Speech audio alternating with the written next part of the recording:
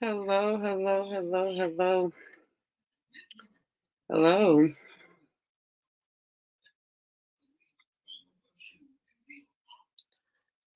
hello.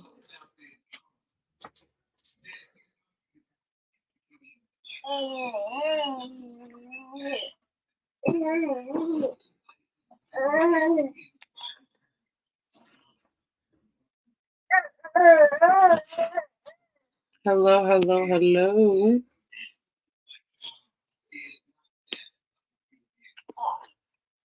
As you're coming on, please say hi. Tell me where you're viewing from. Tell me what your name is. Hey, Christina. Hello.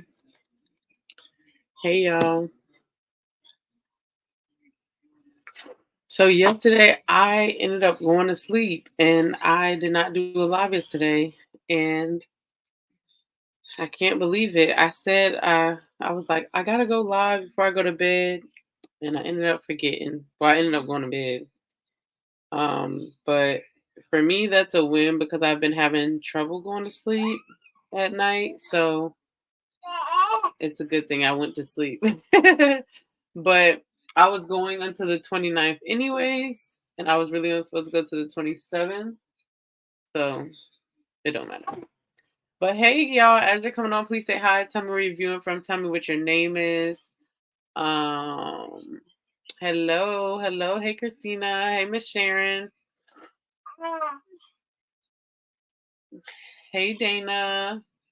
Hello. Oops. As you're coming on, please say hi. Tell me where you're viewing from. Tell me what your name is. I am praying to only be up here for like 30 minutes so I can try to go to bed.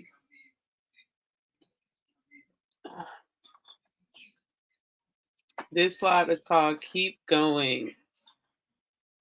Keep going. This is, you ever been in those predicaments where you encouraging other people when you need encouragement? That's what I'm doing right now. That is what I'm doing right now because I've been tired. Oh, you hear my co-host? She's over there in the playpen. She just got out the bath, got her hair washed. She got her little, what is it called? Her little twist in after you do your washing up. Now y'all know, or if y'all didn't know, I'm not good at doing hair, so if I gotta pick her up, don't be judging my little Bantu half twist, okay? He likes them, and that's all that matters. Hey, Cassie. Cassie, I'm still waiting for your testimonial. Child, I need some video testimonials. I have so many written ones, but I need more video ones. So if anyone who's on this live would like a prayer session at a discounted rate to be able to get me a video testimonial, that would be great. Girl, because sometimes you just want encouragement. It's not coming from anyone here. Girl. I can't say I don't have it coming from anyone here, but sometimes people's encouragement just ain't enough. You be like, I'm tired. I am tired. Hey y'all. All right. So I'm gonna go ahead and get started because I don't want this to be super long. And every time I say I don't want them to be super long, they end up being super long. So we're gonna pray that it's not super long tonight because I'm tired. I'm really, really tired. I know I'm tired of saying I'm tired, but I am. Like my sleep schedule is so off.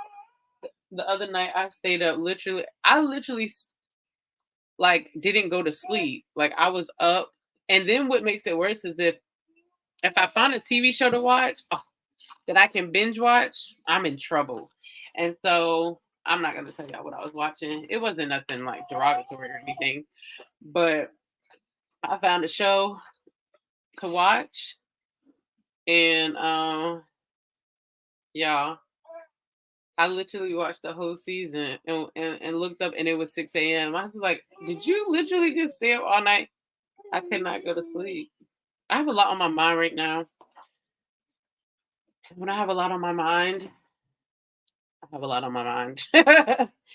And not even like bad things, but like I don't know how to explain it. I just have a lot on my mind right now. Like there's so much that I want to do, but there's so much I don't want to do at the same time. Um yeah. Let me just pray in and then maybe it'll make sense. I don't know right now. I'm like just literally like word vomiting because I like my mind is everywhere.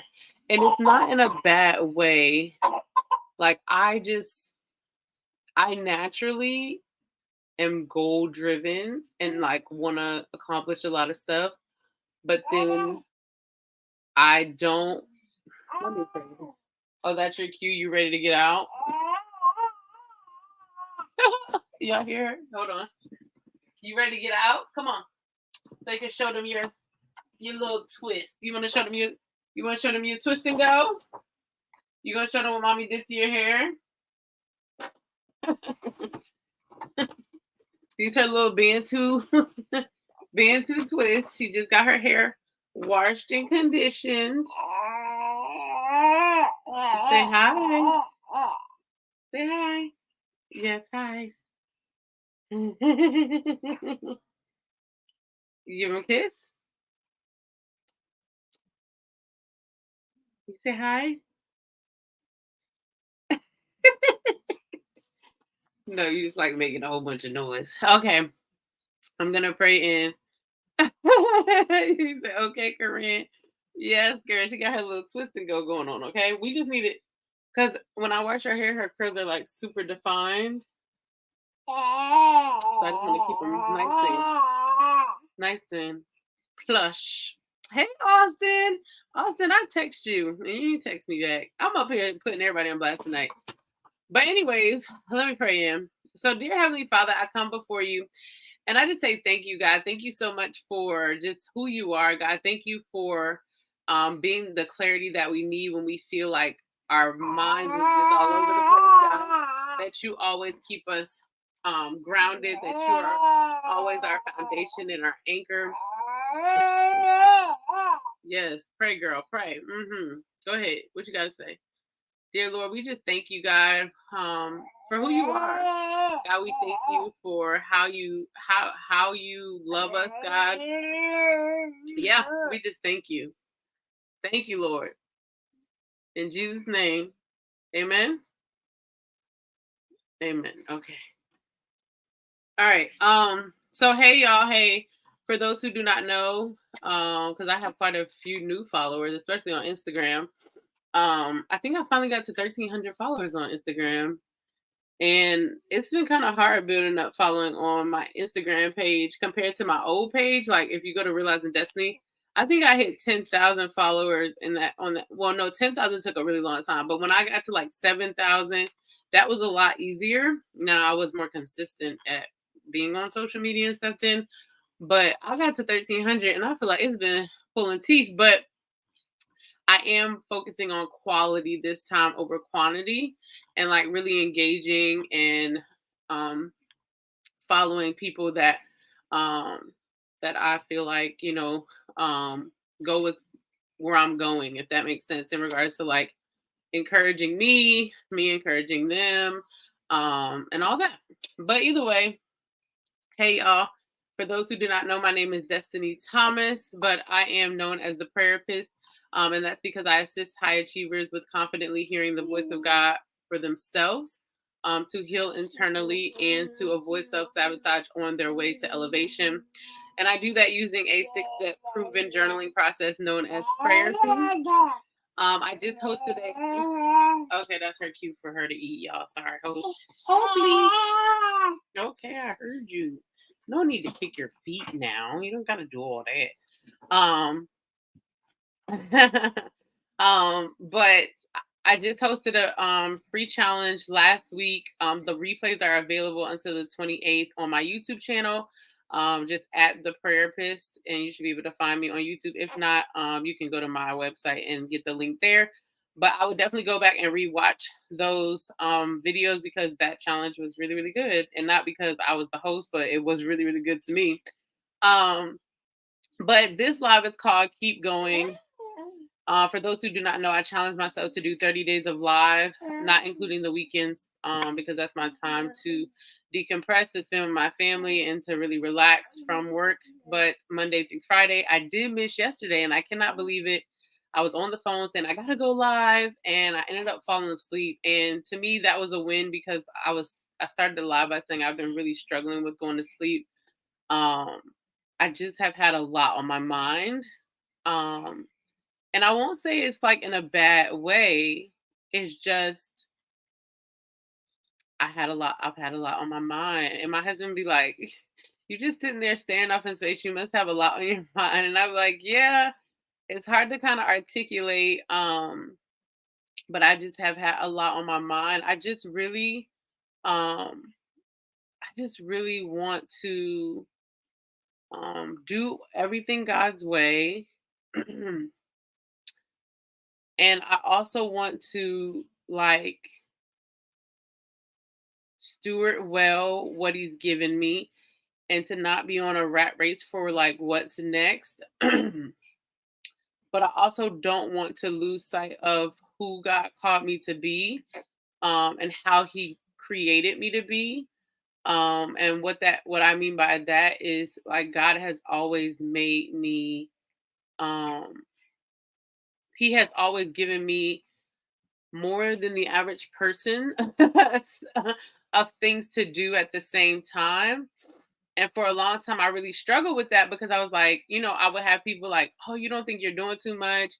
Are you sure this is what God's telling you to do?" And so I used to question it a lot, but he has confirmed it over and over again that this is the stuff he's telling me to do. Um, and so just finding that balance, and do I think that balance is able to be found?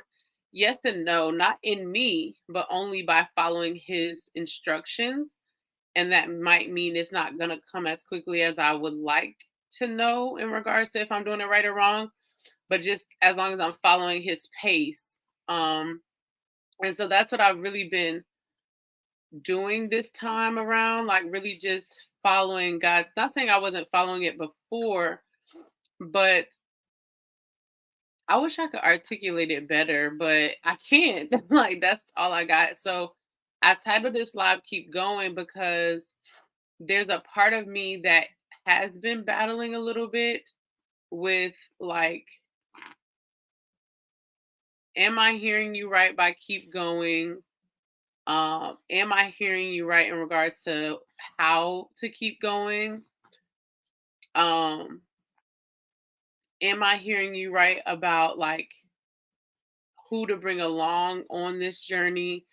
And I don't mean like friendships and stuff like that. I mean like in regards to if I'm offering certain things, it's bringing certain people along, um just unintentionally.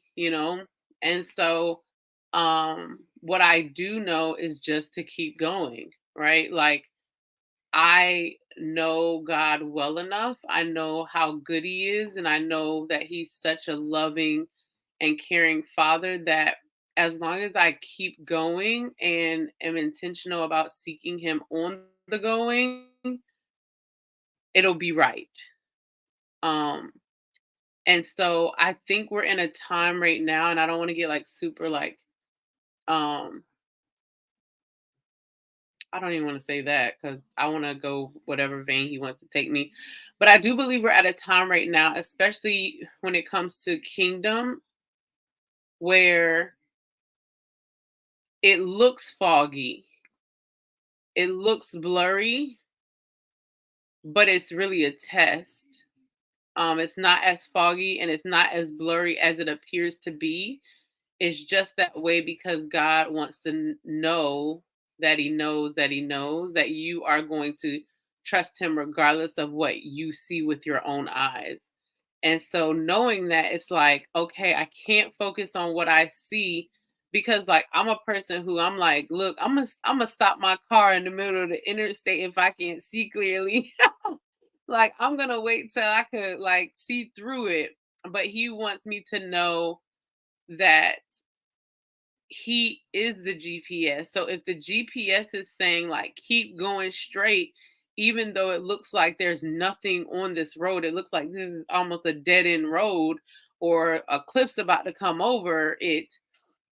I mean, I'm about to go over a cliff, like to keep going because he's telling me to keep going. And that is a very, very uncomfortable place to be in your flesh, right? But that's why I've been really intentional in this time to pull back, right?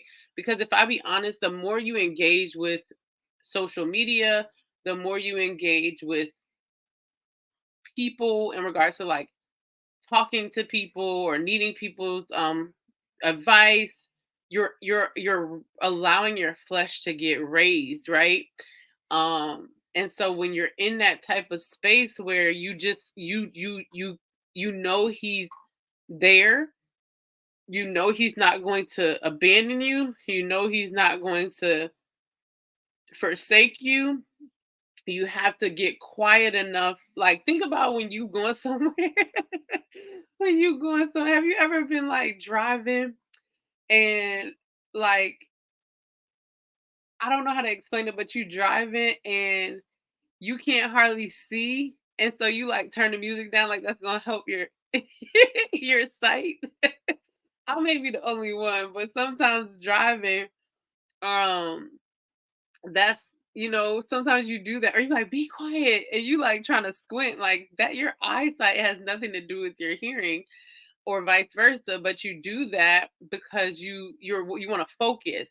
And so it's the same spiritually, when um God is trying to speak to you, when God is trying to give you direction, you have to like, and it's so wild because that's usually when it's the hardest, right? That's when everybody's reaching out to you. That's when everybody's like, "Hey girl, how you been? Let's catch up." And I literally have to just like put my phone away or turn it off.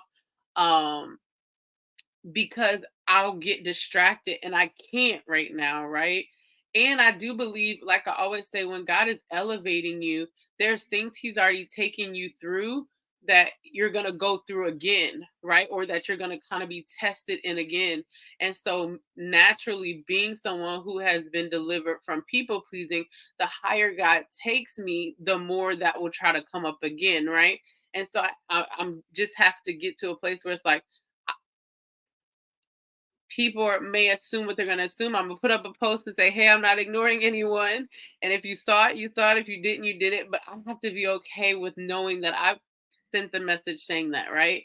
And anything after that is fair game, right? And the same with like um just how I show up um for people, for my business, like really just being okay with, because also what I found, and the Lord told me this some years ago, and I kind of forgot until it kind of comes around again. But the Lord was like, Destiny, you have to be very careful because the enemy's intention is to make things look the worst or make me seem the furthest when I'm blessing you the most, right? I want to say it again slower because that's for someone else. But the Lord said, Destiny, I want you to be careful because the enemy's intention is to make things look worse or to make me seem more distant from you when I'm blessing you the most, right? When I'm answering the majority of your prayers, right? And so that started to kind of happen to me where I was looking around and I'm like, my bills are paid up. And baby, doing a journey with God, that's not always the case. There are some times where stuff looks real shaky. And so all my bills are paid up. I had we had wanted a new car because our both of our cars are paid off, but they're a little bit older, and so um December. It's been a while. I wasn't nothing like that I was announcing or anything. We were able to get a newer car and be able to pay cash for it, so we don't have a car payment. I haven't had a car payment in like 6 or 7 years, and so I was like, God, even though we've gotten approved for a car loan, like that's not on our hearts to do. And so that He was able to do that for us. Um, My kids are just healthy, right? Um, Life is pretty decent, right? But immediately the enemy will make you feel like, oh, you're not doing enough, you're not making enough, you need to be working harder, you need to, and you start to, and if I can be completely honest, the more I'm on social media, the more that starts to kind of come up. And so just being really intentional of knowing the enemy's tactics, um, and then also like not allowing that to happen, like doing what I necessarily like. I started this year off super good. Well, like ended December actually off super good. I was exercising every day. Well, 3 days a week. Let me not lie. 3 days a week minimal. I was eating better. I was just more focused. Um, and then probably towards the middle of February, I started to get on social media more. And I'm not blaming social media. I'm blaming my own decisions.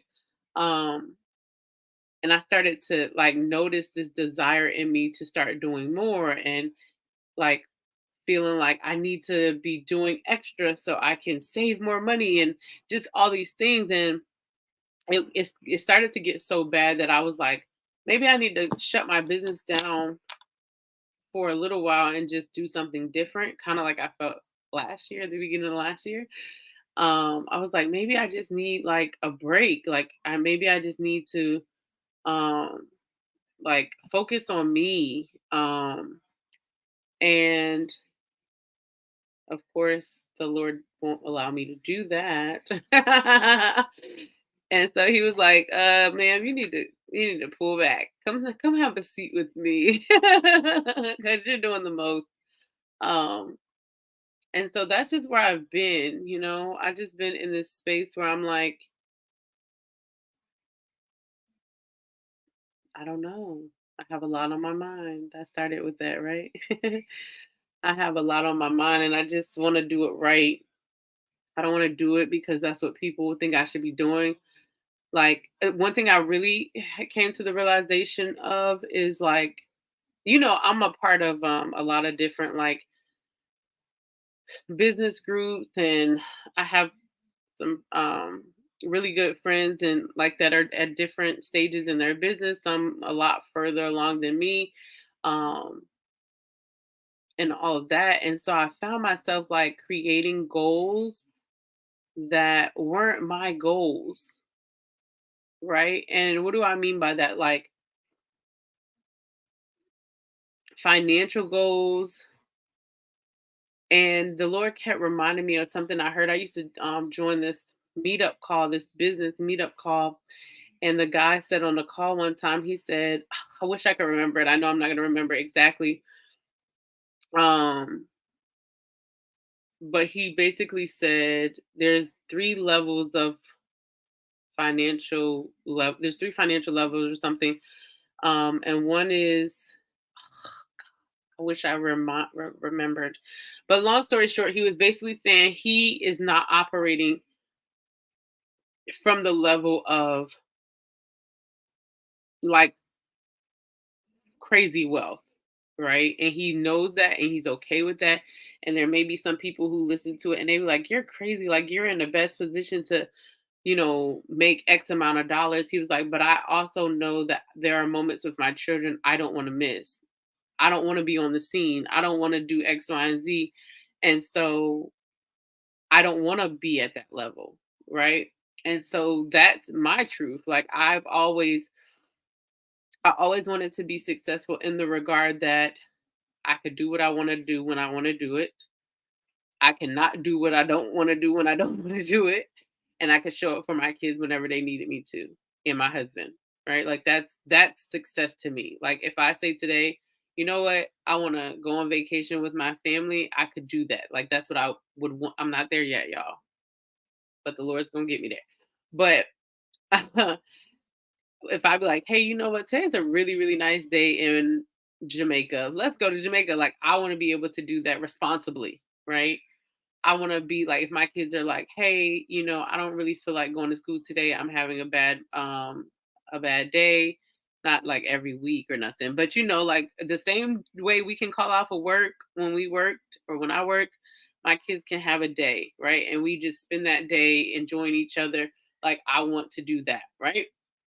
And so the reality of that is, and I also want to be financially in a place where I can give to people. Like my brain level of giving is pretty big. Like it's really, really big. So I do know I have to be making a pretty decent amount of money, but I don't want to be like a billionaire or, anything like that. Now, if that's what the Lord sees fit, hey, I'm not going to tell him to take it away or not give it to me. But I know how available I want to be to my family. And so some other people's goals, some people their goals are literally like they willing to sacrifice it all for these monetary goals, like their kids, their husband. I'm not willing to be a Steve Jobs, okay? Because even Steve Jobs told you on his deathbed that he did it wrong, that he strived for this financial wealth, but he didn't have a good relationship with his daughter. He didn't have a good relationship with a lot of people, and that's not what I want. And so I had to sit down and realize some of these goals were not realistic to freedom for me and success for me. And so um that was some of the things that was leading me to feel defeated too. And so I think it's really important for us to constantly with God sit down and go over what are the goals you've actually given me, God, right? Because when I left corporate America, my only prayer to God and this might seem really mediocre, but my only prayer to God was, God, um replace my corporate income. That was it, right? Like God replaced my corporate income. And he did that, right? A while ago. Not well, I've been doing this for almost 7, 8 years, right? Um, and the reality is the amount of bills I had when I was in corporate America is a quarter of what my bills are now, right? Because I battled infertility and so I did treatments and I had all the debt from that and all the stuff. And so, how is it that your bills are a quarter of what they were then? And I mean, literally a quarter, like back before. Yeah, they're like a quarter. Maybe no, they're not half. They're like a quarter. but um,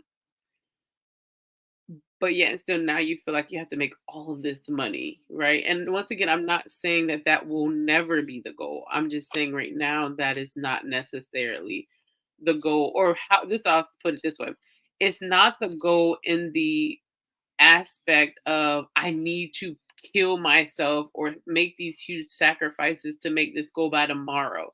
It's a goal that I can literally work at consistently and reach by a certain point.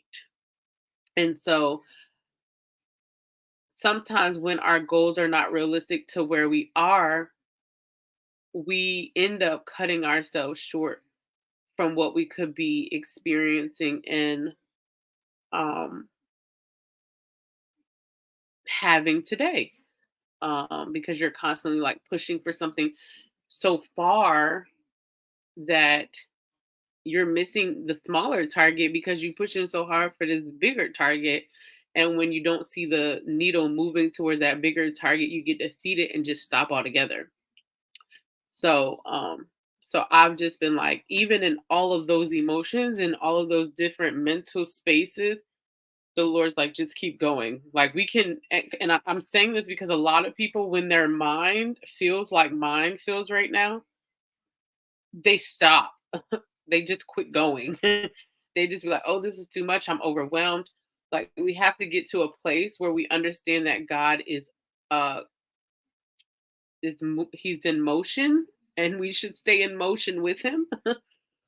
um because the higher you go, especially if you're um a generational curse breaker, the way God is going to wire you prayerfully is that your mind will sometimes be so future focused that he has to bring you back, right? Because you are not only doing the things you're doing for today, you're doing it for your future.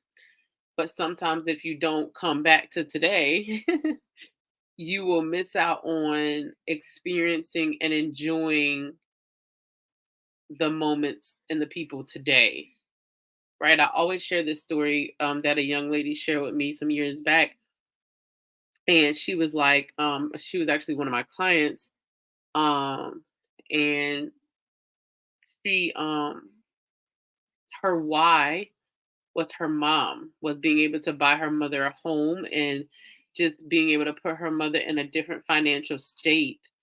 And so that pushed her to make big sacrifices, big investments, all of this. But then her mother ended up unfortunately passing way sooner than they expected.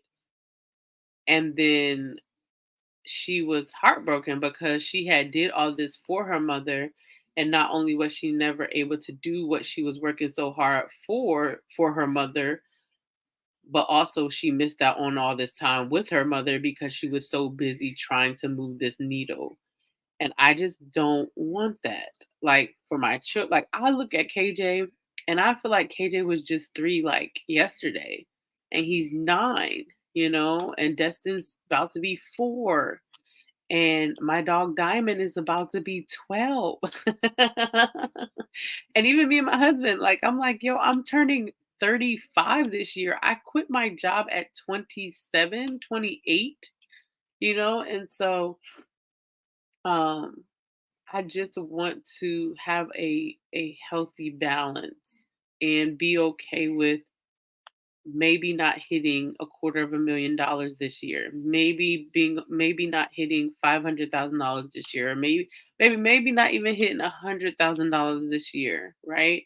And being okay with, in exchange of that, I was able to make more memories with my children. That doesn't always necessarily need money either, right?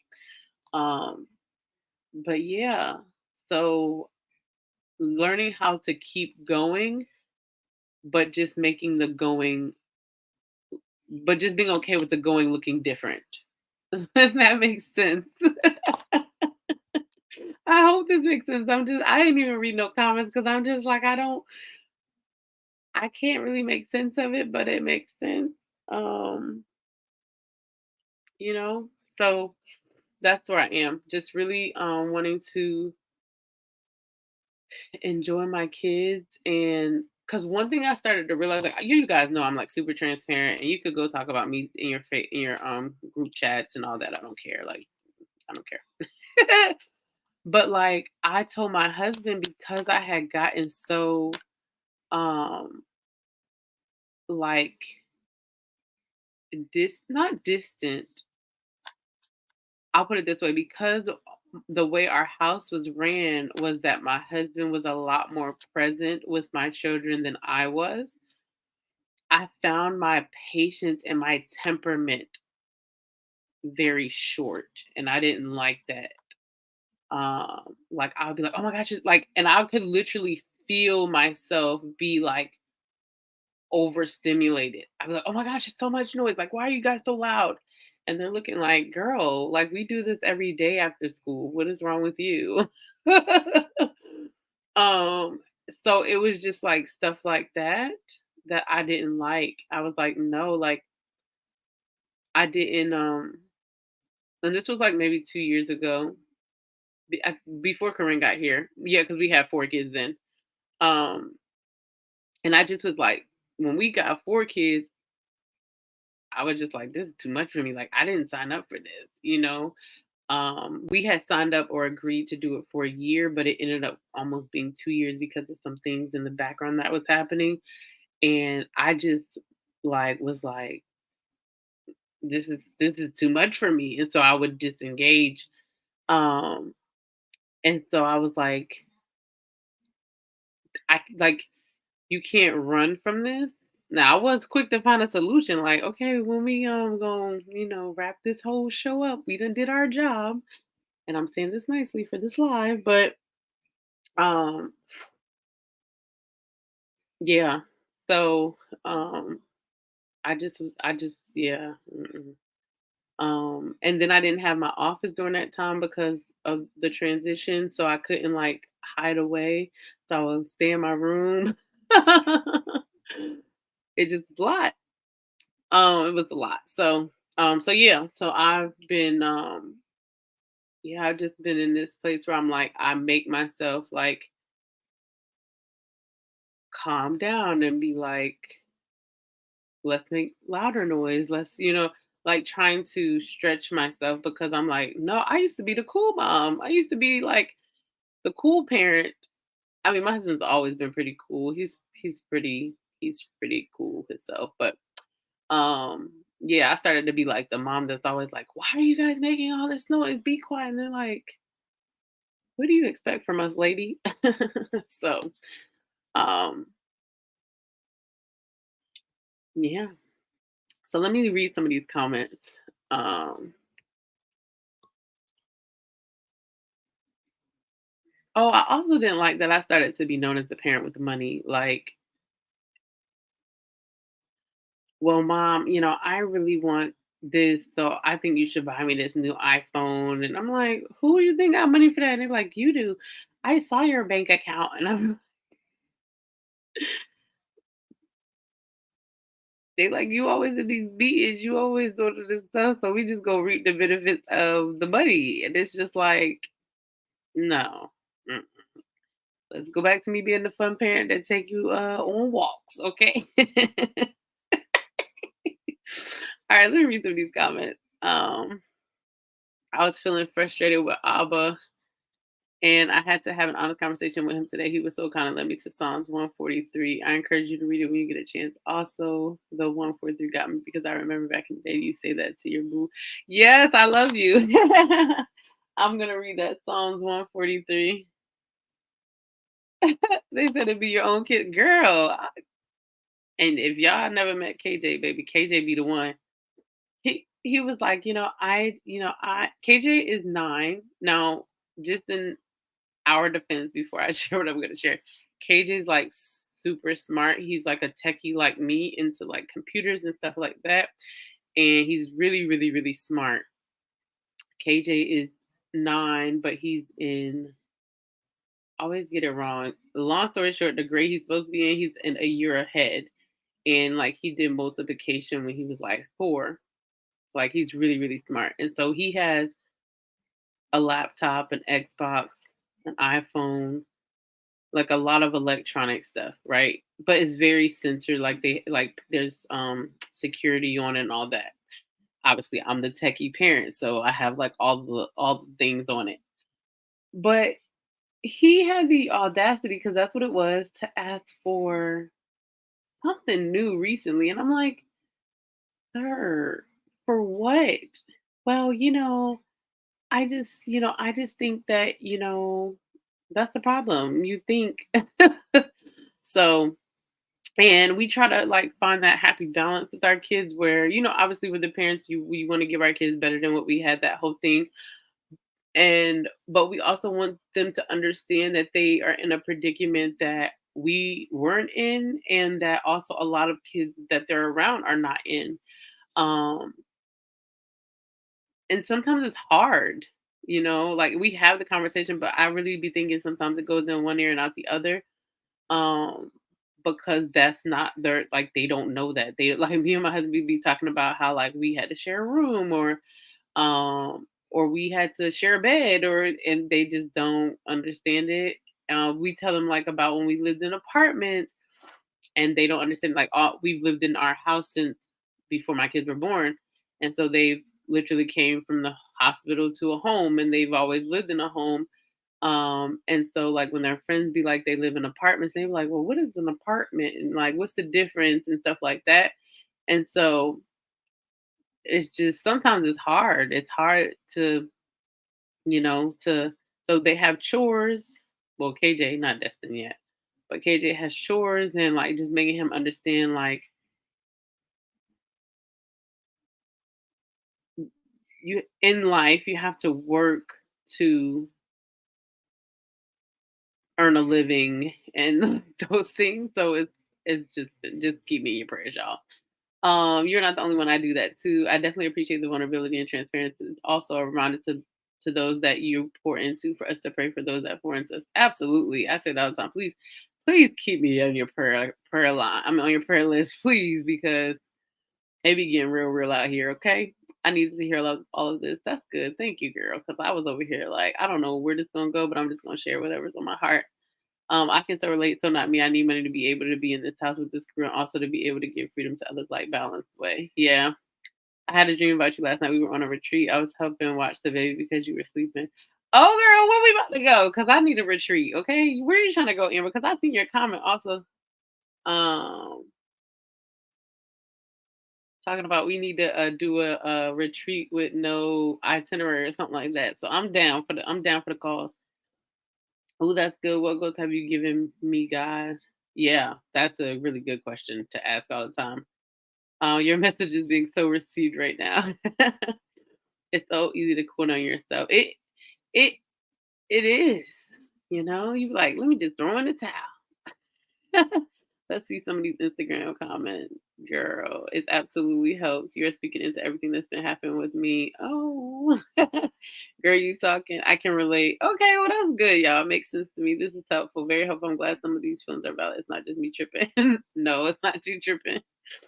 My brain definitely goes, and I question a lot, and I just want to shut everything down. I'm definitely seeing future focus and get discouraged when I don't see it. The pullback is real.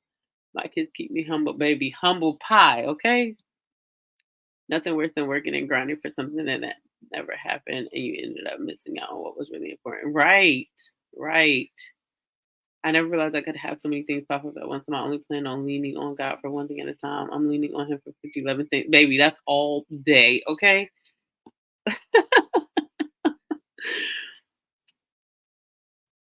And I got to give me back my emotions last year. And I asked Him to give me back everything He gave me that I couldn't handle spiritually. It's been rough. And I got asked God to give me back my emotions last year. Oh, baby, you asked God to give you your emotions back? Talk about an emotional roller coaster, okay? Because He will give them back to you. But it's actually good to have them, but to learn how to um, navigate them, right? And realizing like when your emotions are extremely high, I'll be quick to tell somebody, baby, you need to go on a fast, okay? You need to go on a fast and suppress, let those things be submitted. My kids it's so hard. My kids have their own rooms, and I had to share a room with my mom and my grandma. Right? I've been trying to tell my kids. I had to share a room with my sister. Well, for a long time, I had to share a room with my sister and my brothers. It was four of us in one bedroom for a really long time. And then we got to the point where the girls share a room and the boys share a room. But even then, I was like 17 sharing a room. Me and my sister are 6 years apart. And I hope she ain't on this live. She's not this anymore, but she was that annoying little sister where you trying to be slick and be on the phone in the middle of the night and you're not supposed to, and she be like, "Oh my gosh, you're so loud, Destiny." I'm like, I'm not even supposed to be on the phone. And no, I'm not that loud because my mama don't hear me. So why is you making a scene, So so yeah, you know. And KJ and Destin share a room now, but they didn't have to because this office was actually another room. And then KJ was like, "No, I want to share a room with my brother." And then had the nerve to be like, "Can I get this room back?" Nah, you can't have it now.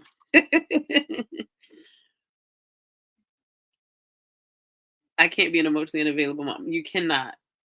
But what I will say is something that like I'm super grateful to God about, and this is probably gonna go off topic, but I'm super grateful. And now some of what God was telling me when I was dealing with infertility makes so much sense today. But I just love the way my husband and I have allowed my children to express themselves. Now sometimes they be going a little left and we be having to reel it in real quick. But because it allows us to have conversations with them like they're um I'm gonna say use the word adults, but obviously it's kid friendly adult conversation, but like we're talking to people who are gonna grow up and be in the world, right? Like for example, today.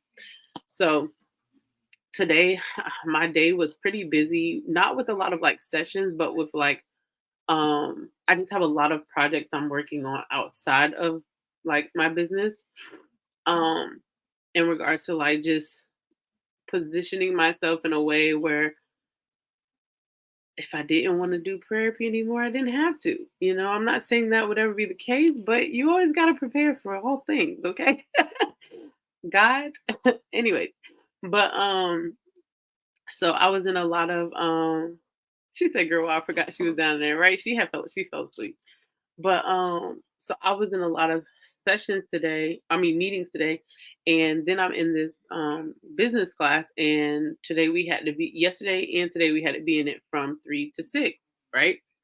And so if you know me personally, and if you've ever seen my calendar at 6 o'clock, I'm making dinner. Like if you know me personally, like it never fails. Now unless we're like getting dinner from somewhere else, but at 6 o'clock, that's when I'm doing what I need to do to make sure my kids eat by 7 o'clock. Not my kids, but we eat by 7 o'clock. They're preparing for bed. Like our house is ran, and I give all glory to the Lord and all glory to my husband because my husband is like super time, um, not challenged, super time oriented, and so our system is ran very, very, very well. And so, but the thing ended at 6. And so I was like, I needed a mental break. But my kids come home at like 5:30 from the transportation or whatever that they ride from the private school. And so, I'm like, um, and just being honest, we at the end of the month, I haven't went grocery shopping because I plan out what I'm making like per week. And baby, we on Wednesday, so we got Thursday and Friday and then the new month. So ain't too many options in here, okay? And so I come out of the office, my phone is dead. My phone's been dead for an hour, but I wasn't getting up because you gotta keep your video on and stuff in the thing, to go get my charger or anything like that. And so I walk out and they know when I come out my office, usually I'm done for the day. So I come out, I go put my phone on the charger. I sit on the couch and I just am trying to literally decompress. Okay. Like I'm talking like, how'd you guys day went, all of that. But I'm like trying to take a moment and trying to figure out what I'm gonna cook for tonight. So KJ comes and he's like, I want to make my own dinner. Now they have a class. They at their school they do cook every Friday or every other Friday or something where like they're teaching them like culinary skills. Their school like goes all out. Um, and so, but he was talking about like cooking like fries in the air fryer or something like that. And so I was like, well, give me a moment because I was gonna call your dad. My husband had went somewhere real quick, and I was like, give me a moment. I'm gonna call your dad and see what he wants for dinner. Because the first of all, I said we only got a few things left for the to the end of the month. You're not about to be making a whole bunch of stuff, and it's gonna take from what I'm about to make tomorrow or something like that. You know how kids do? They'll take the cheese and then say take the sandwich stuff, but then they making chicken nuggets and putting cheese on it or something like. So I was like, well, let me call your dad in a minute to figure out what he wants to eat for dinner. Um, so he comes and he brings me the phone talking about, well, can I call my dad? And I'm like, sure, you can call him, but I'm not ready to talk to him about that right now. So he's like, oh no, I'm gonna talk to him. So he goes and he calls my husband and he's like, hey dad, I want to make my own dinner tonight. And of course my husband's like, your mom is in charge of dinner. Why are you calling me? And he's like, oh, here's mom. You can talk to her. So I was like, I just said I didn't want to talk about that right now. I needed a minute to decompress. So then he gets all worked up in his emotions and he's like, I don't like the way you said that to me. Like that hurt my feelings. And I'm like, I would apologize, but I'm not. And this is why. I said, you were being inconsiderate to me. I said, you just see me come out of my office at 6:02, and I've literally been in meetings all day. I wanted a moment to decompress. And I said to you, I need a moment. I'm gonna call your dad Destiny Thomas, is gonna call your dad, not you. And then I'm going to talk to your dad about dinner. You took it upon yourself to call your dad just to give me the phone, basically making me feel like I have to talk to your dad right now because you want to figure out what you want for dinner. Like, no, that's not how that works. I said, so you're inconveniencing me because you want what you want right now. And that's not how that works. I was like, so do you understand where I'm coming from? And he was like, yeah, I didn't really think about it like that. I just wanted to, start making dinner so we would stay on time. And I'm like, sir, but this is my 9-year-old. Like he's 9. And I'm talking to him like he's 24. Okay. So, but it's really good because I don't have to then like try to like with Destin. I would have to Destin wouldn't do that because Destin is like, baby, I'm gonna wait till you cook it, okay? But I say all that to say like a lot of people didn't. Oh yeah, KJ's like his dad. Like they're very they be liking to be on time. Like the other day, the other day, Big Kareem was off of work, and Big Kareem wakes up by like 6:20. He usually wake up earlier than that, but we ended up getting woken up in the middle of the night, and so Big Kareem had fell back to sleep, and KJ woke up and he went to my husband. He was like, "Dad, it's 6:30. Are you making breakfast, or should I go wake up my mom?" And he was like, first of all, you should have went and woke up your mama first. I'm like, no, you do the breakfast most of the time. But yeah, KJ's like really, really like he's like his dad. I'll just say that. And all of my kids are super particular like their dad. Like super particular. Like if you put the toothpaste on the toothbrush wrong, they be like, take it off. I don't want it like that. Like they're super particular. Destin, not so much. He's kind of like me, but yeah, but I don't know. I told you I was gonna go off topic, but I just wanted to say that even with parenting, it's so important to do it the way God instructs you to do it because God knows your children better than you will ever know them. Um, and it just makes your life easier in the long run. But yeah, just keep going, y'all. Just just keep going. Keep going.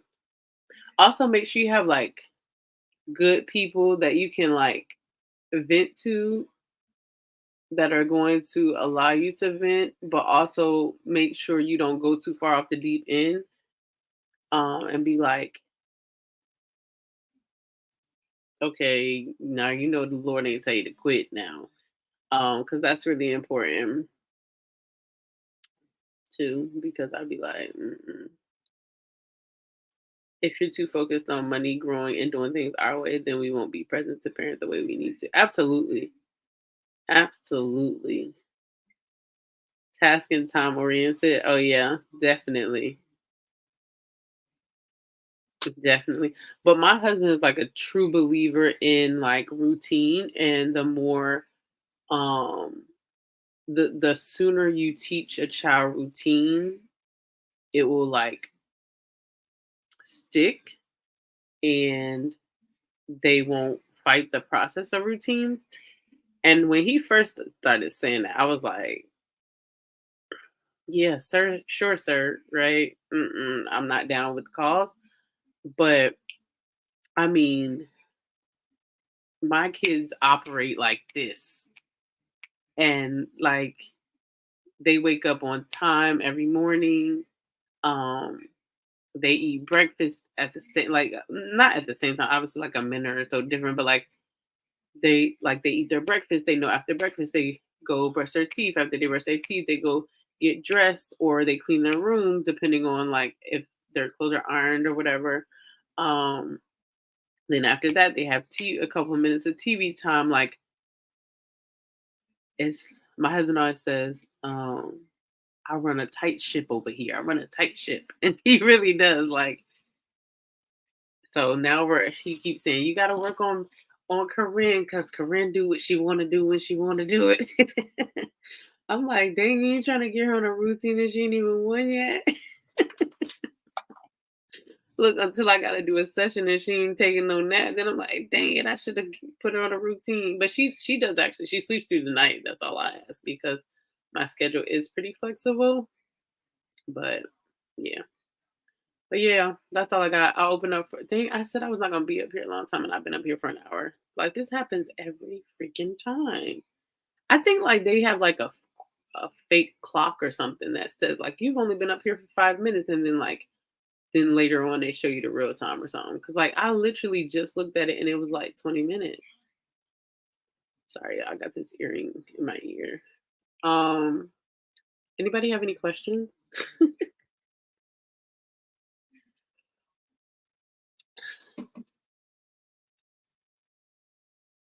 I also need y'all to lift me up in prayer because before today, that's what I'll start with. Before today, um, I've before today, I was um battling with God about doing the conference this year um because putting on a conference is a lot. I if I've never said it, let me be the first to tell you it's a lot. It's a lot mentally, it's a lot physically, it's a lot financially, um it's a lot. Like people are like, how is the conference more for you than retreats? Like I've like before I did retreats, I like put family trips together for my family and it was something I did for fun. I knew I was gonna end up hitting that light, but it stayed on longer than I expected because baby, the way they have tossed this light around is a hot mess. But and I guess the excitement of like, oh, we're about to go somewhere cool takes away the stress that may usually come for another person for planning retreats. But I really love planning retreats. Like like it. I like that. But planning a conference, and maybe it's because I fought it for so long that it's not fun. But I've like before today, I've been delivered. Okay. But before today, I was really fighting with God because I'm like, I don't really like events where I have to like this is gonna sound crazy, but I'm gonna say it because I'm authentic in every part of the word. But I don't really like to have to I don't like putting on events where I have to put out tickets and people buy them and like I don't like that. I don't like offering prayer fee for a price. I can do that because I know how transformative it is, but also I don't have to leave my house. I don't have to like I don't know. It like it doesn't have to make sense in my brain, y'all, because it doesn't. And a lot of what I'm gonna say isn't gonna make sense, but I'm just being authentic and honest.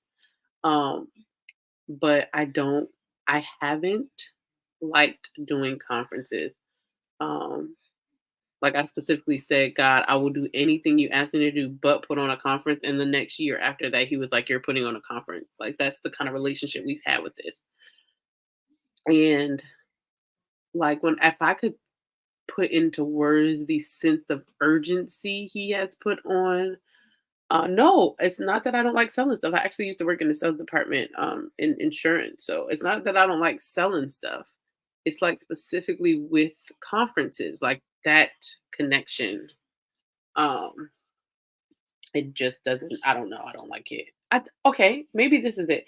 With conferences, I feel like, and this could be a destiny thing, but I feel like with conferences, people wait to the freaking last moment to decide if they're gonna come. Like with retreats, I guess because there's a timeline, right? It's like you have to pay your balance off by this date. And for my retreats, it's usually like 2.5 months before the actual event occurs.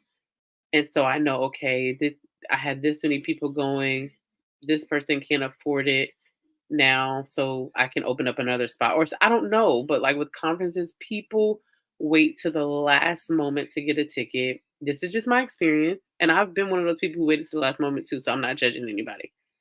but I am judging at the same time. But people wait to the absolute last moment, but they don't understand how much that impacts the entire event, right? Because especially if you're having it, like mines have been at hotels, right? If you're having it at a hotel, you have to have a pretty decently accurate count way before the event. That affects how much you're going to have to pay the hotel. That affects how much the room blocks, that it affects so much, right? And I feel like when it comes to conferences, from my history, do I get like people who buy up front? Absolutely, right? But you still have those people at the end that are kind of trickling in, and it just affects so much. And I don't like, that's what it is. I think it takes away my control. Look at the Lord taking me through inner healing while we live. But it takes away my control. Whereas the retreats, the way they go, I still have a lot of control, even with the little things that may happen at the end. But with conferences, I don't really have control, right? If somebody the day before the event decides to back out of the room, that's hitting the room block number. So now that may change the price that I have to pay. Like, I mean, so if you've ever put on a conference or you haven't, I'm not trying to scare the crap out of you. If God's instructing you to do it because He has done it for me for 3 years, and it worked out. But it just brings a lot of like lack of control, right? And so for me, been my struggle with it. Like, God, I don't like, okay, God, this is what we're going to do. I'm going to get a sponsorship deck done. We're going to go to different companies and different organizations, and we're going to get sponsors. So then the ticket sales will just be an added benefit, right? They'll go back into prizes, they'll go back into X, Y, and Z. Like, that's how I like to run my events. And that's, I guess, why the retreats are not as stressful, because the way I plan my retreats is where they're cushioned in a way where once I have at least, let's say, 4 people book a spot for my retreats, the majority of the expenses is going to be covered. And the stuff that would be affected is like um, what type of food we're going to eat, uh, the little personalized gifts, the excursions, right? But everybody gonna be in a house with food for the minimal days, right? So with the conference, it doesn't work like that. Like, you have, especially if you're gonna have speakers, you gotta pay everybody. They're traveling, like it's just a lot. And so I've been like, God, like I we can't do it this way again, you know? And He's like, you're too worried about my job. Like, I'm telling you to do it. It's necessary. Like, y'all, I don't know if you know, but the conference this year, the theme, like, I legit was supposed to have tickets out 2 weeks ago. And I have not. I did put them out to PFP. In my defense, I did release them to PFP. So I was obedient that they did go out when they were supposed to. I just have not released them to the public because I feel like with PFP, I feel like, hey y'all, I decided to change my mind. Um, so we gonna put that money towards something else.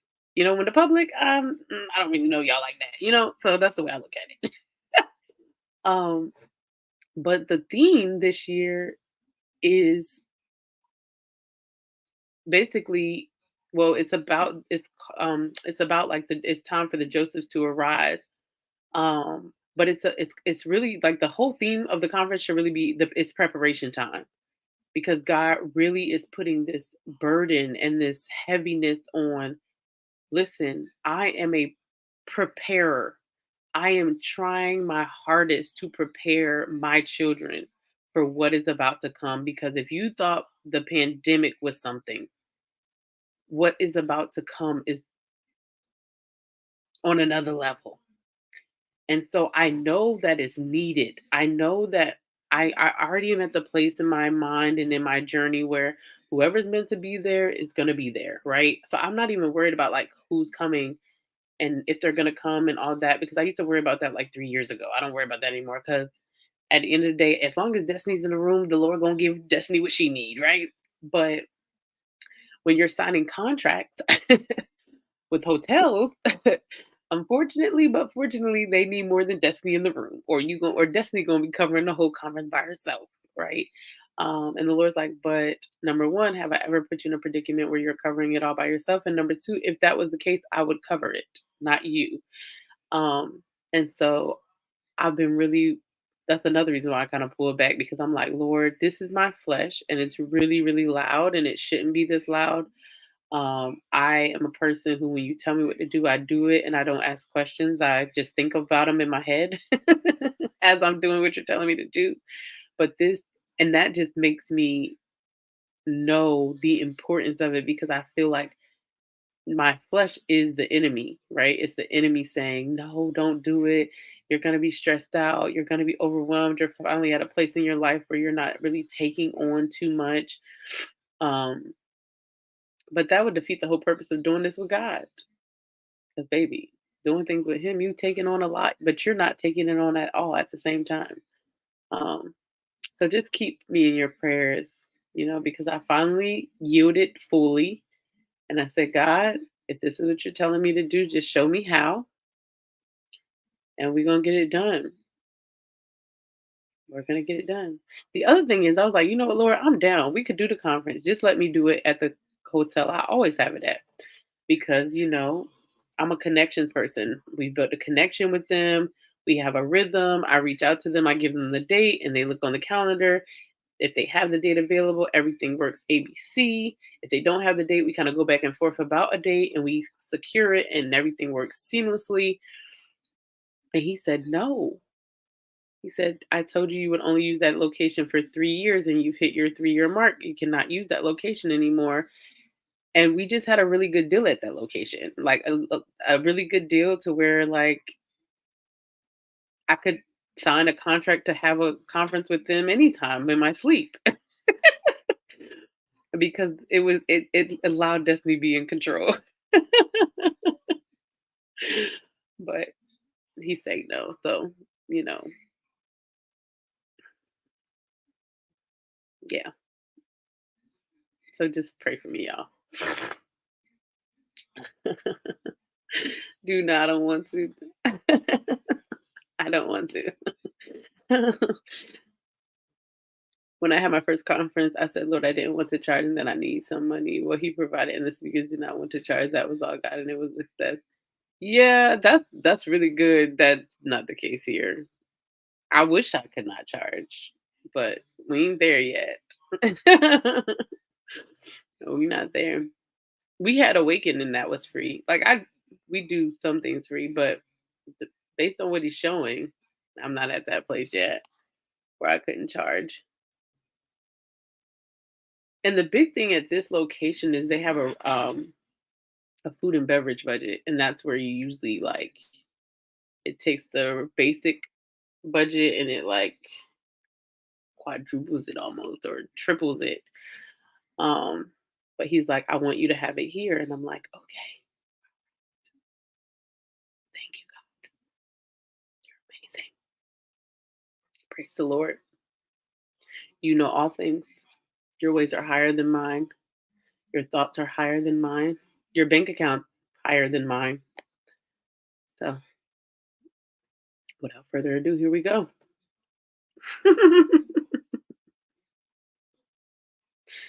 Yeah. I don't see no questions though. So I'm about to go.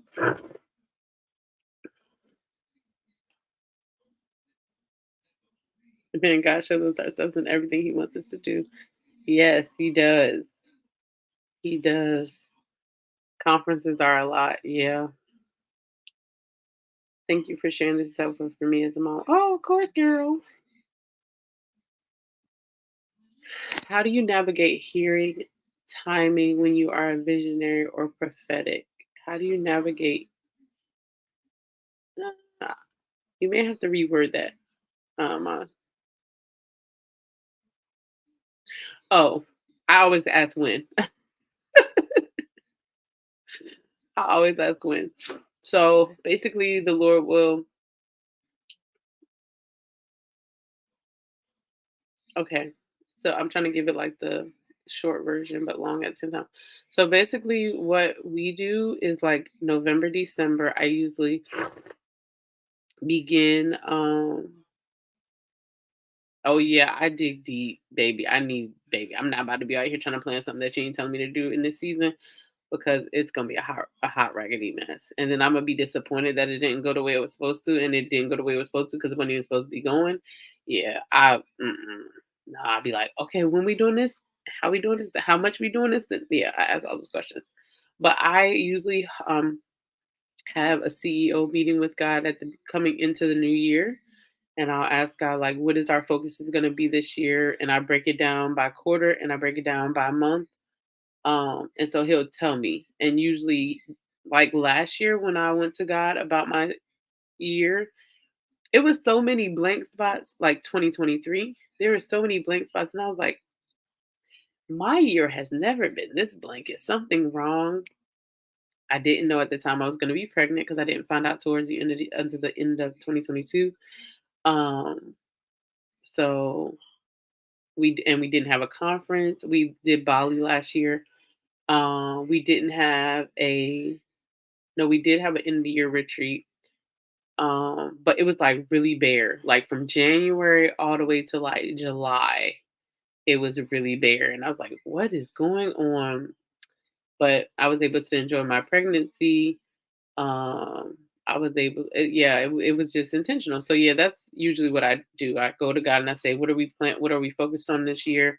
What does that look like? And He usually gives me when stuff is gonna be, and that's how I know. Okay, we are having a conference this year. We're not like the conference is usually in October. The retreats are usually in August. Last year, he switched it, so we took the conference out altogether, and we put the retreat in October. And I even tried to push the retreat up, and he kept saying no. And I'm so grateful that I listened to God because we went to Bali, and Corinne literally was due for her shots the week of Bali, like her second round. And they usually don't want you to take the baby like out of the country and stuff like that until they're done with their second round. And like I mean the timing was impeccable. But if I would have moved it up, it just wouldn't have worked. And that would have been a hot mess trying to refund people money or push the dates back. It was yeah. So yeah. I hope that answers your question. Any other questions?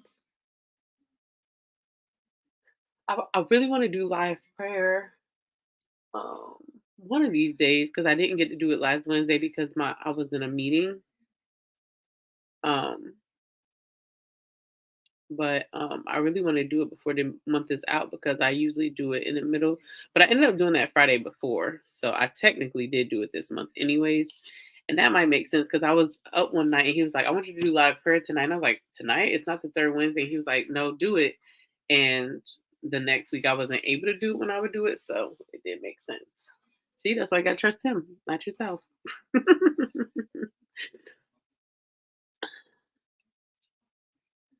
But yeah, I don't see no questions. But I hope you guys have an amazing night. This was good. I'll be back tomorrow to share something. Prayerfully, I can go. No, I can't do it in the morning. I have a meeting at 9 o'clock, which is a really cool meeting. I can't share yet because I'm going through the process of if they're going to accept me or not, or if I'm going to be one of the picks. But if I am, this is like super cool. Okay, it's like super cool. Um, I can say that the Lord has been definitely like um creating opportunities for me that like were kind of like thoughts, where you be like, God, I would really like to, you know, um, and like literally somebody will reach out to me or I'll connect with somebody and they're like, hey, have you ever thought about doing this? And I'm like, oh my gosh, like I just said that in my head. Like, that's cool. Oh, I think about, and I'll end with this, but I think about it was like 2019,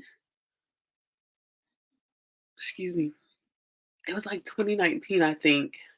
Was it 2019? I don't know, but I kept saying like, "I wanna be on TV. I wanna be on TV." And not like for selfish gain, but I was like, "I think people, like, need to hear about prayer P like, on a larger scale." And, I had connected with this girl on Instagram, and she had a prayer P session with me, and she was like, "Oh my god."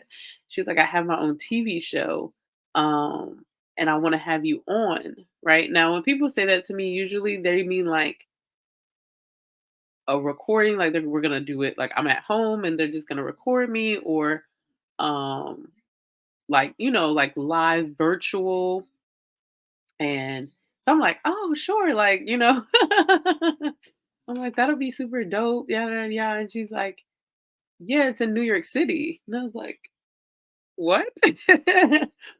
And it was literally, like, right around my birthday, and so it was, like, the coolest birthday gift from God, and we were me my sister went with me, and we went to New York City, and we, shot in her studio, and it was, like, I forgot how many people, like, viewed the show or whatever, but it was really, really cool, like, really cool, and so for those of you who may be growing weary and doing well, um, know that God hears even the prayers that you don't utter out of your mouth. Like he hears it and he's doing it and he's moving even when it doesn't feel like he's moving, even when you may be in the pit or the pruning or the processing.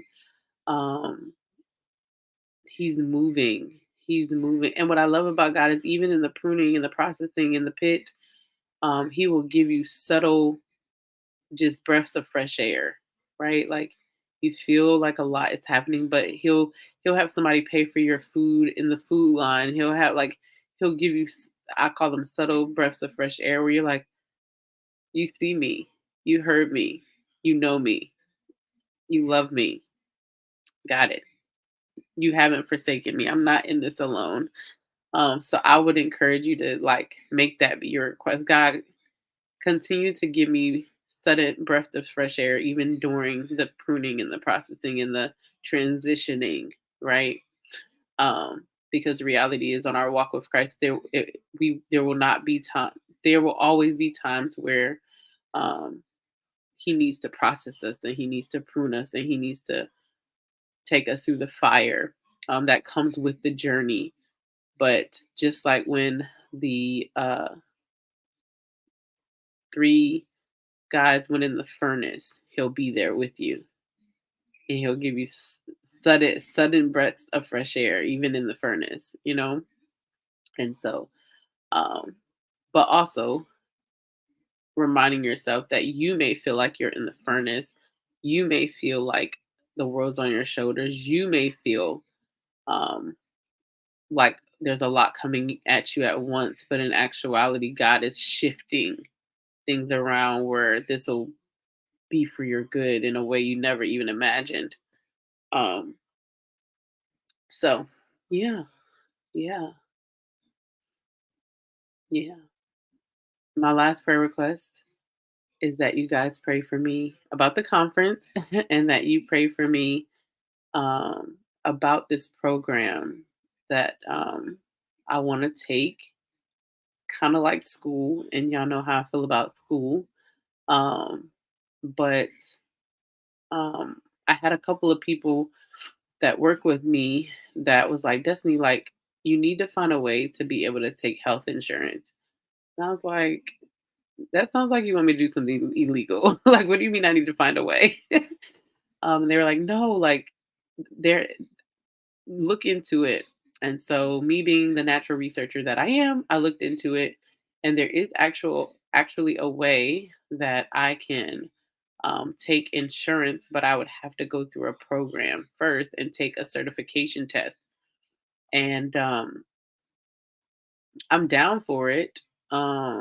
It's just number one, it costs a lot of money, and it's not like it's through a school, but you can't get financial aid for it because of the type of program it is. Um, and I just want to make sure that's something God wants me to do right now in regards to end of your question and timing. Like, I know when they brought it up, the timing was perfect. The next class is not until July. So I do have some time to sit down with God, make sure that's what He wants me to do right now. Because I have a habit of like, oh, let's sign up now, you know. Well, I used to have a habit like that, and then I found myself getting into a lot of stuff. So I was like, nah, this is too much for my plate. So, um, but as long as He says it's okay, I know He'll provide in regards to the finances and resources for it. I also have to get back to them because the girl who told me about it or gave me some of the information said that they have a like a scholarship option too. So I'm gonna reach out about that too. Just so even if I'm not taking it right now, I have all the information to come back later and be like, hey, I know you guys offer X, Y, and Z scholarship. Here's my document. Blah blah blah blah. So yeah, but keep me in your prayers about that because that would be super dope if I could take health insurance. I know quite a few people who come to me say they would come more regularly if I could take insurance. Um, so that would be cool. Um, and then one last testimony. Y'all, I gotta tell you this story. I promise. It's really, really, really quick. So as you guys know, I graduated in December. And I got an email from my school and it said that I was eligible for applying for this award that they're offering. That I didn't get it, but that I was eligible based on like my GPA and my leadership skills and all the things that I was that they would recommend me to apply, right? So I looked at it and if I could be honest, I was like, "Oh, I don't win stuff like that, so I'm not doing that." Because they was asking me to like get recommendation letters, type up a statement, get a like create a resume. Well, I have a resume, but like do put all this stuff together. And I was like, I don't really never win anything like that, so I'm not gonna do it. So then I got the email two more times, basically saying like, we really think you should apply, based on your journey with college and all that. So me and my advisor are like, that's my homie because outside of God, my family, and my hard work, baby, I wouldn't have graduated without his help because he just, I mean, like, he took time to like meet with me to be like, okay, Destiny, we got to get you across the stage, take this class this semester, take like, he really, really did his job well. So I reached out to him and I was like, hey, I got this email about X, Y, and Z. Like, what do you think about it or whatever? And he was like, oh, you should absolutely do it. I'll write the recommendation letter or whatever and all that. So I'm like, but I needed hit like a letter from a professor and then I needed two additional recommendation letters. So I was like, ugh. So I went in prayer about it and God was like, now listen, I'm not saying that God's gonna say that God told me I'm winning, that I'm gonna win it or nothing like that. But I just want to tell y'all a story of how good God is and how when you're favored by God, you're favored by God. Okay. So I ended up going in prayer about it. God told me to ask my bishop to write me a recommendation letter and his wife, who is like one of my mentors. And so I went to church on Sunday and I talked to them and they were like, they would do it. And so it had to be it was due Friday at 5 p.m. Eastern Standard Time, right? So the Friday that just passed. Now they had gave me their recommendations probably by Wednesday because I told them a date earlier than when it was due because I didn't want to wait to the last minute, right? So I ended up going in a session because I moved somebody around and I completely forgot about it. Y'all, completely forgot about it. To the point where when I realized what time it was, I was like, now I had the recommendation letters, I had the letter from my professor, I had my resume already, but I just didn't type out like, my leadership journey and all that, which it only had to be 500 words or less. So not anything in depth. So I'm like, no, I'm not gonna do this. I'm like, no, I don't want to waste those people's time. They, wrote me recommendations letters. I'm gonna do it, right? So it's now like 4 o'clock, and I have like an hour. Really, to be honest, like 4:05. So I'm like, okay, let me get all these documents together. I'm, airdropping it to my computer, all the things, right? I get everything done. pull up, to send the email. I'm attaching all the documents. I'm reading it over a couple times, making sure I attached everything. I submit it at 4:59, right? So it's before 5 o'clock, and it's like very clear, and that says if you submit anything after 5 o'clock, we're not taking it, right? So I submit it at 4:59, and I look and I'm like, why does it only keep showing four attachments? The two recommendation letters, my professor's letter, and the actual application, but it's not showing my resume. It never attached. Yo, I broke down crying. Like my husband's like, "What is wrong with you?" I broke down crying because I was like, "Oh my gosh!" I first of all, I feel like I let them down because I told them like to do this, and I didn't even do my part. Like my part was just to submit it. Like I can't believe this. Like I'm crying, and I'm like, and I felt like God was telling me to submit for this, but like I failed, and then I'm like trying to like encourage myself and be like, if it was meant for you, Destiny, it would have worked out. Like you would have submitted everything. Like try not to be hard on myself because I feel like stupid. Like how did you do this? Like these people got it to you on Wednesday. Like, but when you be doing a lot and you have a lot on your mind and there's a lot always happening, like stuff slips through the cracks, right? Um, and I've had like some transitions in my team where right now I really technically don't have a team except for Tarisha, who is helping me with PFP, but I don't have any assistants anymore. Like yeah, so right now it's just a lot going on. And so I'm like crying, and all of a sudden because I'm still sitting at my computer, but I'm just crying, and I'm like, oh my gosh, my computer goes off. And I guess it was the person who was like receiving all of the documents, but they sent me an email and they were like, "Hey, it looks like you forgot your resume. I can give you an extra hour to submit it." Y'all, I started crying even harder because I was like, "Baby, if God don't play about me was a person, like this was my mistake. Like I couldn't blame this on anybody else." But the fact that he did that for me, okay? He did that for me. I was like, God, like, and that is literally those sudden moments of breath of fresh air, right? A breath of fresh air. Like at the time, it just seemed like so much was happening, so much was going on. I'm like, but and I was like, oh, I don't need an extra hour. I have it right here and I got it right to them. But and they were like, "I wish you well. Like your stuff is really compelling in regards to like what I wrote." Now, once again, this is no way, shape, because it has to go to a committee and they have to read it and they have to approve it and all that. And even if God had me to submit it to show me that moment, that's enough for me, right? And now, if you would have talked to Destiny 3 years ago, I probably wouldn't have said that. I'd be like, "Well, look, if you had me go through all that and you show me favor, that must mean I'm going to win, right?"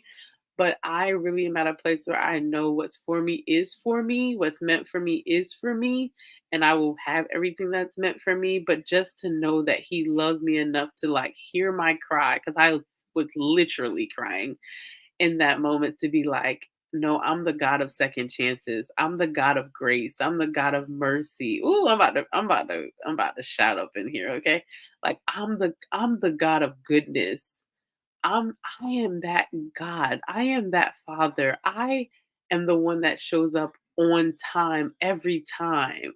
Like, yo, y'all don't like I'm about to get so yo, it was so good to me. It was just so good to me because it just was a reminder that like, yo, he sees me. He hears me. He loves me. Like I don't have to be um I don't have to do anything for him to love me. Like, yo, it was such a beautiful moment. And my husband, if you knew my husband, you would get it. But he just was like, he was like, but did you submit it? You still sitting there crying? Did you submit it? I'm like, yes, but let me have my moment. But it just was a reminder that it doesn't matter how much the enemy wants to make me feel like God doesn't see me, like God doesn't hear me, like God. And I'm not saying like that's how I feel right now. I'm just saying like even in the moments when the enemy tries to make me believe that God doesn't see me, that God is rejecting me, that he is avoiding me or overlooking me, like I have that moment where I know for a fact I was out of time. Like I know for a fact it was past 5 o'clock. I know for a fact that I should not have had the opportunity to submit that at all. And that it was my fault. But God, right? But God. And so that just made me like have peace in knowing that even though the enemy will sometimes make me feel like you're not doing enough and God's only telling you to do these three things, you're not going to get where you want to get if you're just doing these three things. You need to be doing more. It's a reminder that I don't need to be doing more. I only need to be doing what he's telling me to do. Let me say it again, because when it comes to the conference, I only need to be doing what he's telling me to do. So I only need to be planning for the conference like he's telling me to do. Um, and not wanting to do something else that may be a better fit for me or more comfortable.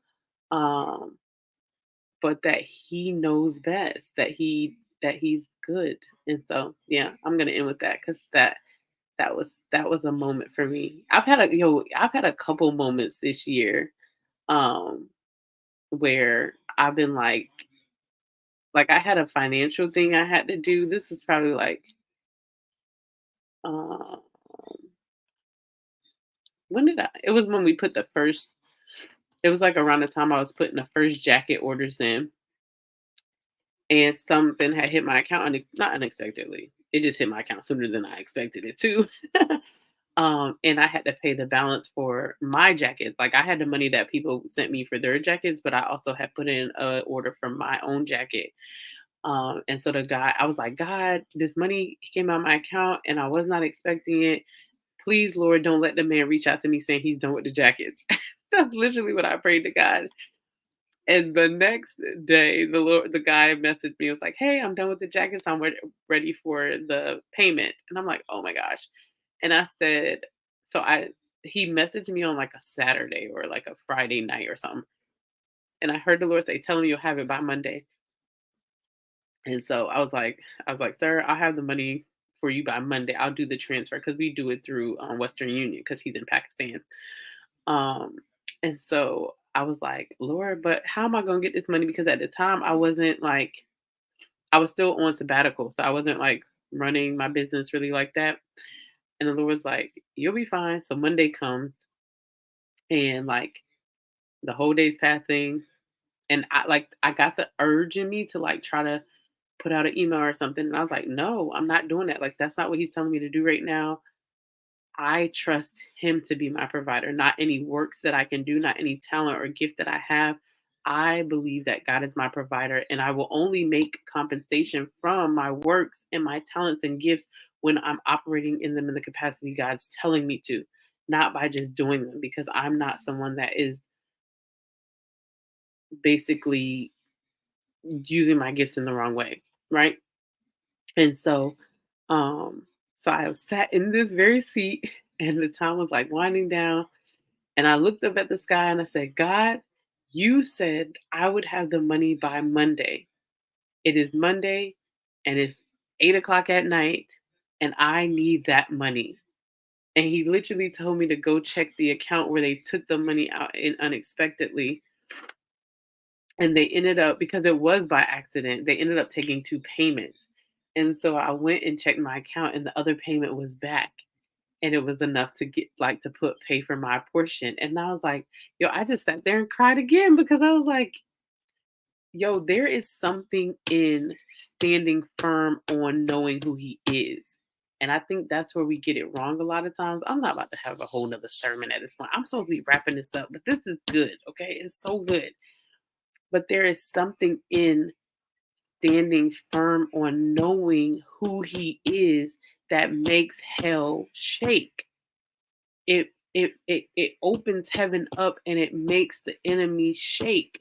But we be over here like, nah, it don't look like what God said. And we're basically like fueling the enemy. We're making him think he's bigger than he really is, right? But that's not the truth. And so when we when we boast of our God, our Father, and we're like, no, like, baby, this world that we're in, he's bigger than this. This bank account that I think is the end all be all for what I have, he's bigger than that. Like God can literally go and my bank account can change from $100 to $100,000. Like that's just who he is. But when we have to get that on the inside of us and begin to move and speak and operate in that space for him to really show up in his most powerfulest way, if that makes sense. And so that's where I've been operating from and really trying to constantly remind myself like, yo, God does not want me broke.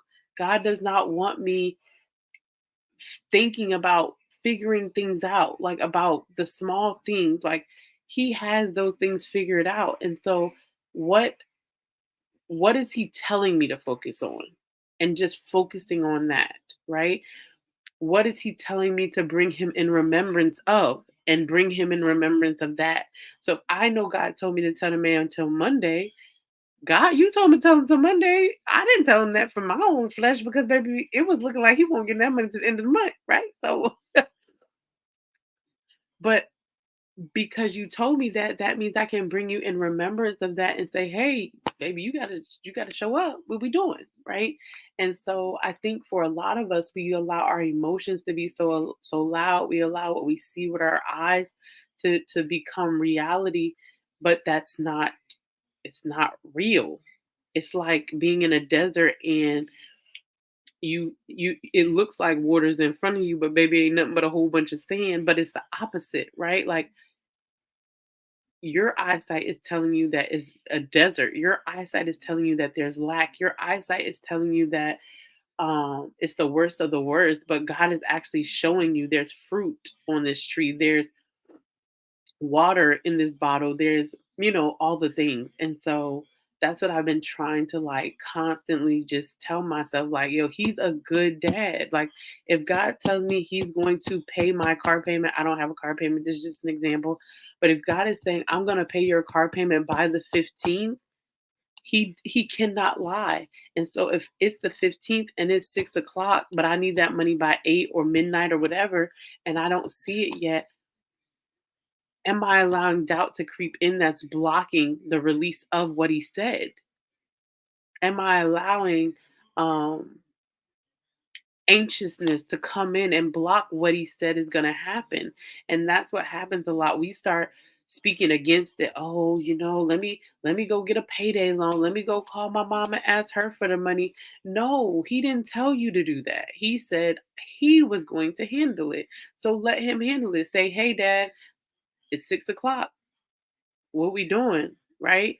But a lot of God wants to, like, if you read the Bible, like there was miracle signs and wonders, and we don't see God in that level the way they did in the Bible because we don't allow him um to show it. We don't have enough patience. Everybody, like the world teaches us that everything should come fast, and it makes us slowly but surely forget that his timing is perfect. It's not necessarily fast, but it's perfect.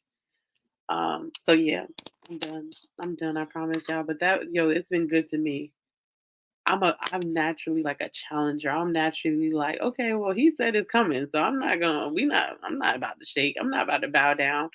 Like, y'all, I have stories for days.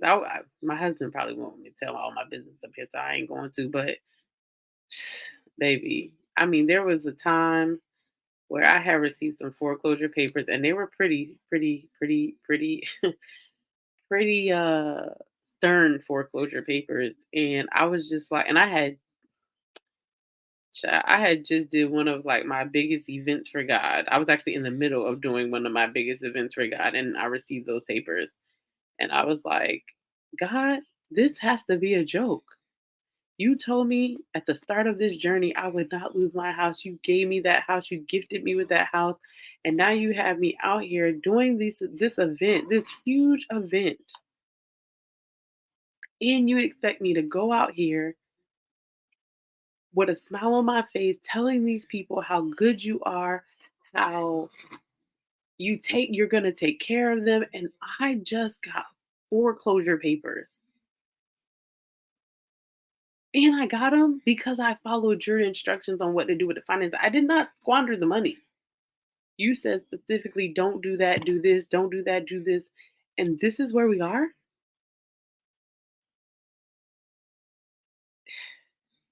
Like, what is this? This is crazy. And God, He don't even like go back and forth with you. He'd be like, so do you trust me? You'd be like, you ain't got nothing more to say than that. Like, that's all you gonna say? Do I trust you? I mean, me even being here right now, still doing this event, is a clear indication I trust you. Because I knew the papers was coming. I just didn't know they was coming today. Well, not today, but you know what I mean when they came. And y'all, I lie to you not. I lie to you not. Like, y'all, I gotta get off here because I'm gonna keep thinking about the goodness of God and I'll be crying. But I just need someone to hear it because I think people have learned or been taught that living a life for Christ is something is not. And they look at people like myself or these people who like are on fire for God, and they kind of separate us from going through real things and being able to push through those real things and still show up and still do it because we're we're doing it for our adoration to God and not for our own flesh. We're doing it for the souls. We're doing it to give people a reality of what this looks like. But I lied to you not. I left the event, and it was actually one of the retreats. And so we were there for a minimum of 10 days. So I'm here at a retreat, encouraging, praying with, and he's like, and don't worry about it. Like, don't call nobody, don't ask nobody about it. Like, don't call the bank, don't nothing. And so I'm like trying to stay focused. I get through the entire retreat. I come home, and literally like within 48 hours of coming home, and because I gave that retreat my all. I didn't take away anything from the experience because I was like, that would be an indication I don't trust him. That would be an indication that I don't think he's gonna do what he said he's gonna do. And the reality is he has shown me that he will. Even though this looks crazy, it looks bad. Um, Within 48 hours, I received a letter or a call or email, something like that, from this organization that I had connected with through one of my friends. And they were like, hey, we just, I'm gonna be super transparent. They were actually an organization that God had helped me with my mortgage the year prior. um and they had reached out and they were like, hey, because it was like a program that was created during COVID. And they reached out to me and they were like, hey, we are ending the program in regards to like not taking any more applications, nothing like that. But we have X amount of dollars left, and so we wanted to reach out to certain people, and you were one of the people we wanted to reach out to see if financially you were in a position where you still needed assistance or you know X, Y, and Z. And because I had already filled out the application from before, they already had all my information, so they reached out to my mortgage company. And that's when they got everything they needed, and they literally paid my mortgage up at that time until the end of that year. And I don't know if I was blown away. I don't know. I was just filled with so many emotions because if I can be completely frank, there's so many of us that are not willing to look that crazy for God. Like because we are so like I don't think we take the scripture of do not be conformed by the world as literal as it really is. To not be conformed by the world is not just like the sin in the world, right? To not be conformed of the world is the time that the world operates from. It's the financial system that the world operates from. It's the way that you would handle relationships the way the world would say you do. Like that is what not being conformed of this world means. So that means it doesn't matter what a bank is telling you, it doesn't matter what a doctor is telling you, it doesn't matter what the scientist is telling you, it doesn't matter what a judge is telling you, it doesn't matter. Like if God is telling you something different, you stand on that thing because he does not operate in this realm. Like he doesn't. And so that when we can fathom that even to the minuscule level, you will see God show up in your life in ways that are unimaginable. You'll see God open doors for you that literally are unimaginable. Like you can dream even at a higher scale because you've seen God do things that should not have been done. Like there's a at my church there's this declaration we make that God changes rules, laws, and regulations on my behalf, and it's backed by scripture. I forgot the scripture that it aligns with, but they're biblical declarations, and that is one that I've said like for years. Like I say it all the time. Like there was one year I had I was going for my associates. I had went all the way through the semester. I had my final meeting with my counselor to verify all my classes were met, and they had just changed the catalog year. And now I was going to be two classes short. And I'm finding this out a couple of days before graduation. And I had worked my tail off for that degree, like I did every single one of them. And I was like, first I got down, and then I was like, no, like God told me I was graduating. I have proof that he said I was graduating now.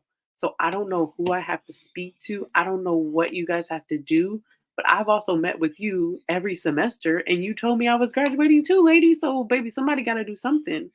And she was like, the only thing you can do is write a letter to the provost. And I was like, okay, what's his information?